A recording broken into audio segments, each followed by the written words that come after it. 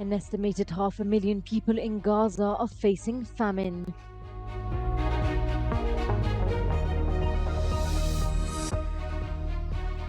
Odessa rocked by an explosion during Zelensky's visit with the Greek Prime Minister. The director of the International Atomic Energy Agency, Rafael Mariano Grossi, met with Russian President Putin for talks on nuclear safety in Ukraine. Movie armorer Hannah Gutierrez-Reed was found guilty of involuntary manslaughter for Alec Baldwin's fatal shooting on the set of the Western movie Rust.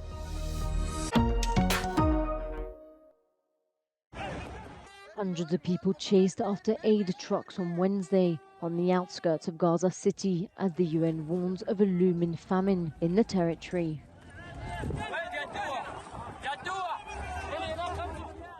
Women and children desperate for food queued at a street kitchen in northern Gaza since the World Food Programme ceased its deliveries here. An estimated 500,000 people in the region are facing famine.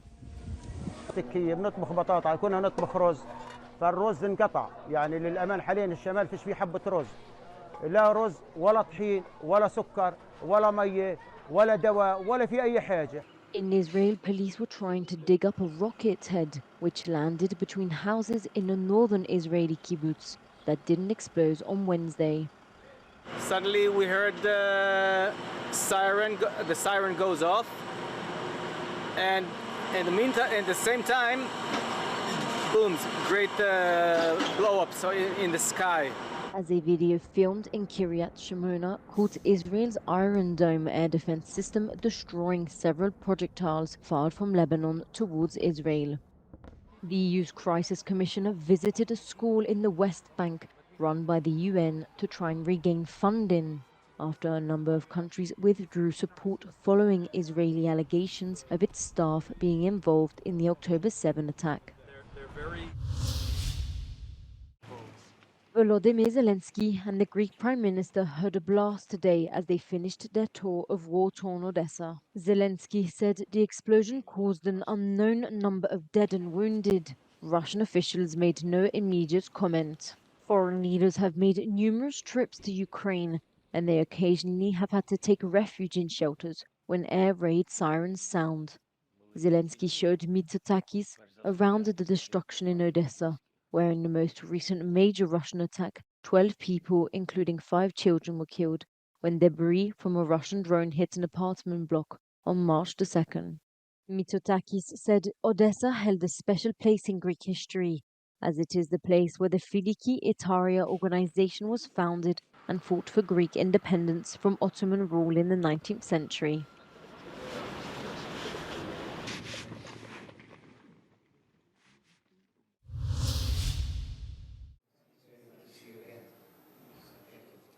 The director of the International Atomic Energy Agency, Rafael Mariano Grossi, met with Russian President Vladimir Putin for talks on nuclear safety in Ukraine. The meeting came amid concerns about an Ukrainian nuclear power plant that has been caught in the crossfire since Moscow sent troops into Ukraine in 2022 and seized the facility shortly after. The International Atomic Energy Agency has repeatedly expressed alarm about the Zaporizhzhia nuclear power plant, Europe's largest, amid fears of a potential nuclear catastrophe. Speaking to reporters in Sochi earlier on Wednesday, Grossi said he had a very intensive and exhaustive working session with Russian officials. According to the Polish Cyber Defense Army, Poland is receiving a high number of DDoS attacks that originate from Russia. These type of attacks flood a server with internet traffic to block them from accessing services. Nasze analizy I informacje, które otrzymujemy od naszych sojuszników I partnerów, wskazują, że Polska, jeżeli chodzi o jeden z typów ataków, ataki DDoS, jest jednym z najbardziej atakowanych krajów na świecie. Okresowo nawet znajduje się na szczycie tego zestawienia. The Railway Transport Office is such an institution which is experiencing an increase in cyber attacks. Experts say that these attacks can be geolocated to Russia. Urząd Transportu Kolejowego, czyli instytucja zajmująca się sprawami regulacyjnymi w transporcie kolejowym w Polsce, dziennie jest atakowana 2000 razy. Rosjanie tak naprawdę atakują wszystko, co jest możliwe. Jest GPS Jam, taka strona, która pokazuje właśnie zakłócenia. Patrząc na mapy, no to jedynym źródłem tak daleko wysuniętym na zachód może być tylko Królewiec. Poza tym jeszcze warto zauważyć, że mamy zakłócenia nad Estonią, nad Łotwą, troszeczkę mniej nad Litwą. Dopóki wojna na Ukrainie będzie trwać, to ta tendencja będzie się utrzymywać. According to cybersecurity analysts, cyber attacks are increasing across Europe. We observed an increase in attacks against, for example, academics and NGO workers who focus on Russian geopolitics. Something to note is that Europe is very well protected. We have like different kind of legal framework that assure for the member states sharing, information sharing, and legal framework to have like the same baseline for their cybersecurity. Last year, global cybercrime damage costs were $18 million every minute. This cost, according to the estimated calculations, will increase, reaching over $10 trillion annually by 2025. Magdalena Falownik for Euronews from Warsaw. Europe's biggest political party, the European People's Party, started its pre-election congress in Bucharest. There they will confirm Ursula von der Leyen as the centre-right candidate for the EU elections. The Secretary-General of the party, Thanasis Bokailos, told Euronews Romania that they are confident. We have one candidate for this position. It is the sitting president of the European Commission, Ursula von der Leyen, a person with a record, a person whose commitment to Europe is unquestionable. And so on Thursday there will be a vote according to our procedures and processes. And we're very much looking forward for Ms. von der Leyen to be our lead candidate for the European elections. And of course, we look forward to her second term in office. The EPP was criticised lately for turning its back on the EU's Green Deal, a climate policy initiated by the von der Leyen Commission. In light of recent protests, the EPP is also positioning themselves as a pro-farmer party, partially giving in to their demands in watering down green requirements.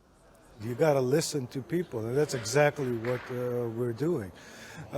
We got a lot of heat and a lot of pushback when we listened to farmers, when they were asking society as a whole and us as the EPP to listen to their needs, because farmers are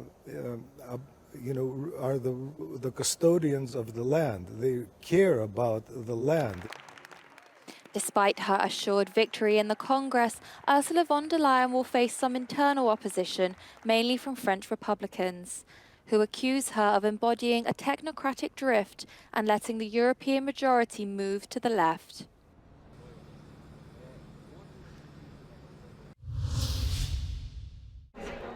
Spain's Minister of Labour, Yolanda Díaz, is causing outrage over the suggestion that restaurants close earlier. Díaz is pushing for shorter work weeks and said the current timings are out of step with the rest of Europe. She proposes changing timings by 1 hour.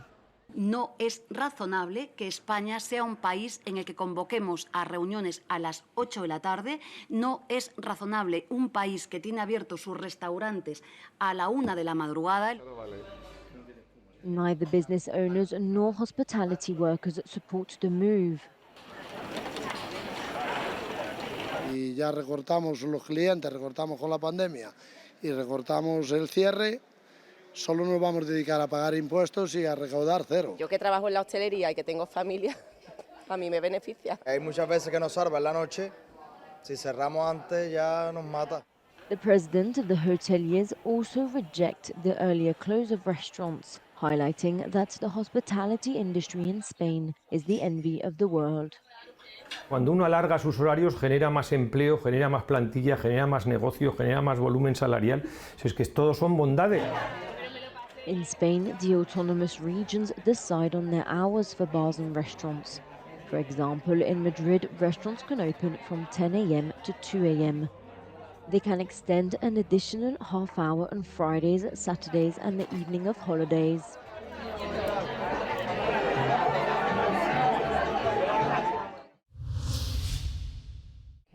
I would start with count one.